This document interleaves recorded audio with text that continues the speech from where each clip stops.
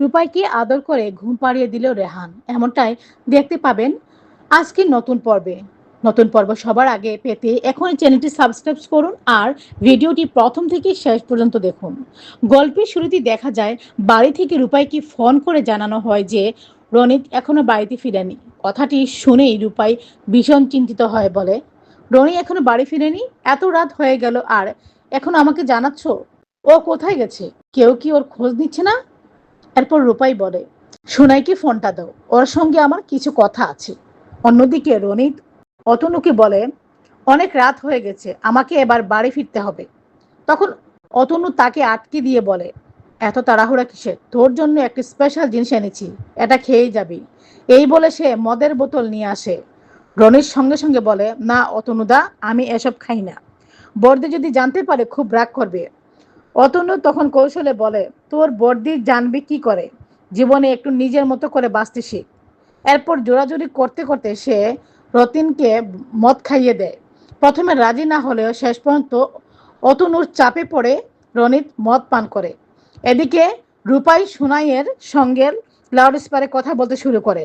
রূপাই জিজ্ঞেস করে, তুই তো সকালে বলেছিলি অতনু নামে একটা ছেলে রতিনকে ডাকতে এসেছিল, ওদের সঙ্গে যোগাযোগ করার কোনো উপায় আছে? তুই আমাকে সব কথা খুলে বলিসনি। অতনুর ফোন নম্বর আছে তোর কাছে? সোনাই উত্তর দেয়, না দিদি, আমার কাছে ওর নম্বর নেই। তখন রূপাই বলে, ঠিক আছে, কাকির সঙ্গে কথা বলি, ফোনটা কাকিকে দে। কাকি ফোনে এসে বলে, আমি এখন কি করব রূপাই, কিছুই বুঝতে পারছি না। সোনাইও আমাকে অতনুর ব্যাপারে কিছুই বলেনি, এখন ওর নম্বর কোথায় পাবো?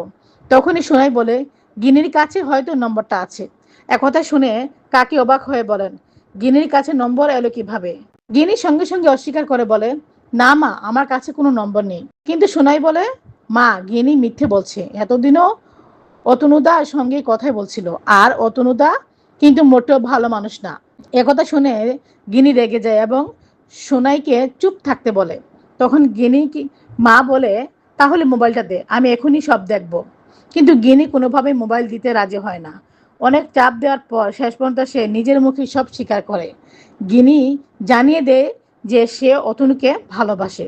এই সত্যি জানার পর কাকির মাথায় যেন আকাশ ভেঙে পড়ে। অন্যদিকে রূপাই রনিতকে নিয়ে আরো বেশি দুশ্চিন্তায় পড়ে যায়। তখন রেহান তাকে শান্ত করে বলে, এত চিন্তা করো না, দেখবে রনিত ঠিকই ফিরে আসবে। কিন্তু রূপাই কাঁদতে কাঁদতে বলে, না নার্স বাবু, আমার খুব ভয় করছে। আমার এইমাত্র ভাই এমন ভুল পথে চলে যাবে আমি কখনো ভাবিনি। কিছুক্ষণ পর রনির বাড়ি ফিরে আসে। তাকে দেখে সবাই প্রশ্ন করে, কোথায় ছিলে তখন?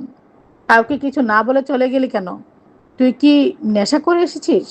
কিন্তু রনিত কোনো উত্তর না দিয়ে সেখানে ঘুমিয়ে পড়ে। এদিকে সবাই বুঝতে শুরু করে অতনুই পরিকল্পনা করে রনিতকে ভুল পথে টেনে নিয়ে গেছে। এখন রনিত কি এই বিপদ থেকে বেরিয়ে আসতে পারবে, নাকি অতনুর নতুন ষড়যন্ত্রে আরো বড় বিপদ অপেক্ষা করছে? সব জানতে হলে আজকের পুরো পর্বটি অবশ্যই দেখুন।